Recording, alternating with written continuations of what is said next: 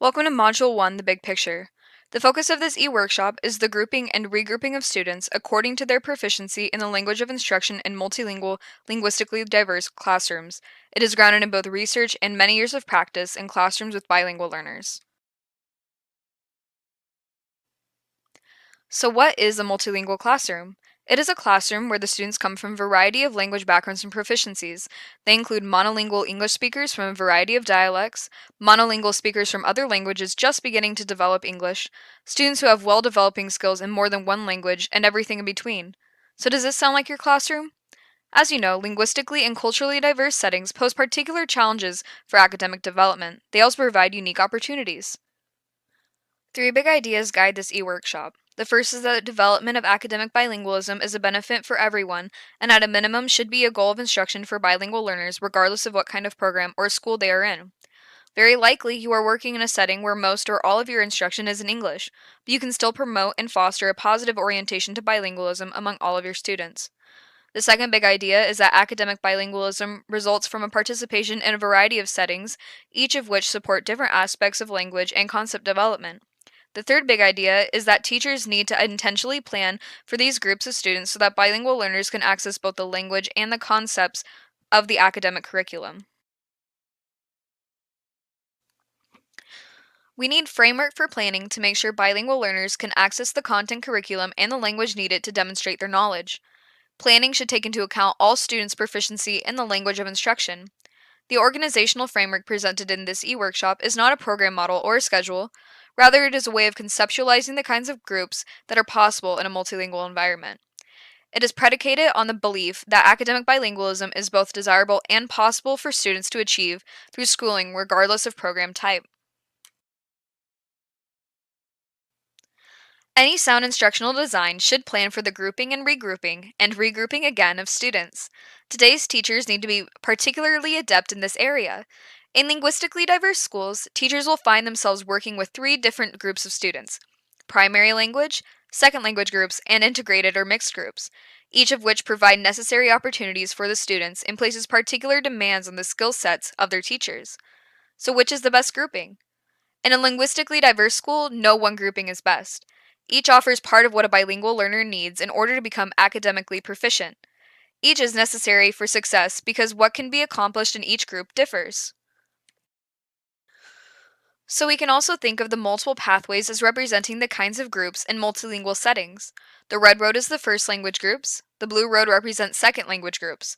The overlapping part in the middle symbolizes heterogeneous or integrated groups, where students from different language backgrounds and proficiencies come together to do the work of school. As a result of taking this e-workshop, we hope that as you plan to teach, you will stop and think, who are the students in this particular group? How can I take advantage of the opportunities and overcome the constraints? The understanding that these groupings exist and are distinct from one another should help guide your planning. Throughout this e-workshop, we consider three questions in depth. The first question is, what are the unique opportunities each setting provides to support students' development of academic proficiency, both conceptually and linguistically? For example, when students work in their primary language with someone fluent in their language, it is easier to go deep into concepts, tap into students' funds of knowledge, and access information through a wide variety of channels. Second question is, what are the limitations or constraints of each setting if academic bilingualism is the goal? This pushes us to consider what students might be missing if they were to spend all of their instructional time in a particular setting. For example, second language groups can offer a safe place for students to practice their second language at their own level of proficiency. However, if students are only in second language groups, they won't have native models or opportunities to interact with native speaking students. The third question is, what are the most appropriate strategies to use in each setting to best meet the needs of the students represented? This suggests that you can and should try to vary your strategies to get the most out of the unique opportunities each setting provides and avoid the pitfalls. It is important as you look at your classroom to ask yourself, who is in front of me right now? For example, in most schools, students usually are in heterogeneous groups, native speakers and second language learners working together in English. This is also the most challenging grouping to teach, well given the different needs of the students. This is the schedule from a 5th grade classroom in a multilingual school where all the instruction is in English. The schedule is highlighted in different colors to distinguish how and when the three groupings occur. The L1 or primary language is indicated in red, L2 or second language in blue, and the integrated group is in purple. The percentage of time each setting is calculated as represented in the summary chart. You will notice that all of the students spend the vast majority of their day in integrated groups.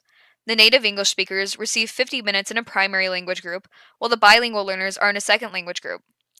The native English speakers receive no second language instruction, and the bilingual learners receive no primary language instruction during the day. Here's another schedule for you to examine. This is from a bilingual school third grade classroom. Again, notice how much time is spent by native and Spanish speakers in the three different groups, L1, L2, and integrated group. You will also find these sample schedules in the Explore downloadable resources and in the Make It Work activities.